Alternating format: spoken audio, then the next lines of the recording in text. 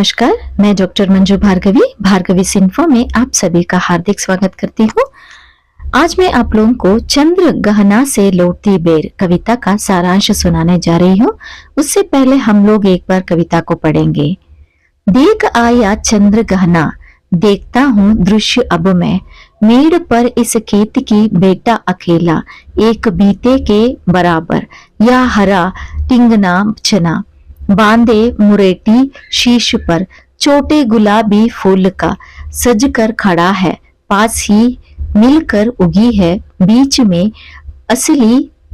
हटीली, देह की पतली, कमर की है लचीली, नील फूले फूल को सिर पर चढ़ाकर कह रही है, जो छुए यह तो हृदय का दान उसको, और सरसों की न पूछो, हो गई सबसे सयानी, हाथ पीले कर लिए है, ब्याह मंडप में पधारी, फागन गाता मास फागुन, आ गया है आज जैसा, देखता हूँ मैं स्वयंवर हो रहा है, प्रकृति का अनुराग अंचल हिला रहा है, इस विजन में दूर व्यापारिक नगर से प्रेम की प्रिय भूमि उपजाऊ अधिक है, और पैरों के तले है एक पोखर, उठी रही इसमें लहरिया, नील तल में जो अभी है घास बोरी, ले रही वह भी लहरिया, एक चांदी का बड़ा सा गोल खंबा आंख को है चमकमाता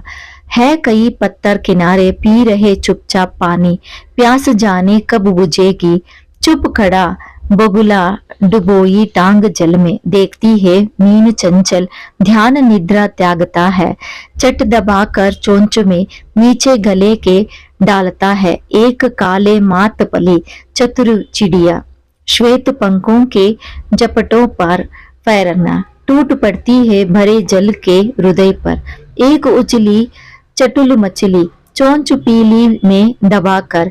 दूर उड़ती है गगन में, ओ यही है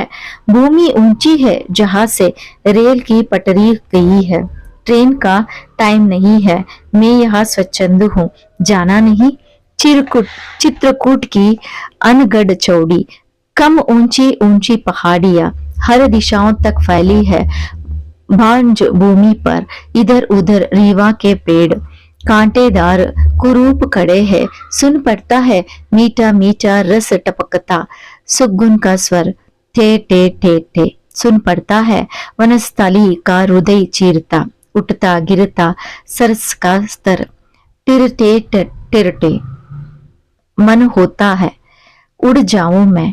पर फैलाए सरसा के संग, जहां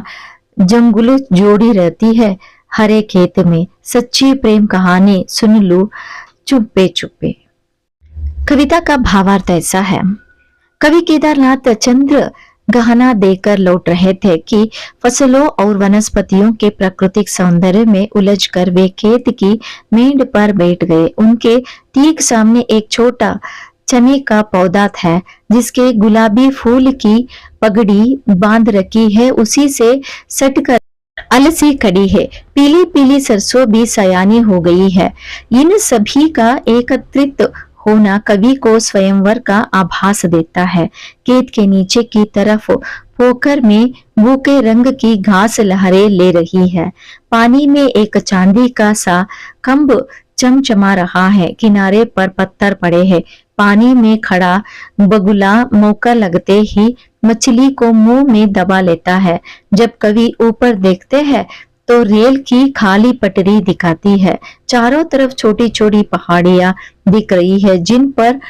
कांटेदार बबुल खड़े हैं, तोता और सारस के मधुर स्वर सुनाई पड़ रहे हैं। उड़कर जाते सरसा को देखकर कवि का मन होता है कि उसी के साथ उड़ जाऊं और उसी के जोड़ी के पास जाकर चुपचाप उसकी सच्ची प्रेम कहानी सुन लूं। यहीं पर कविता का सारांश समाप्त होता है। धन्यवाद।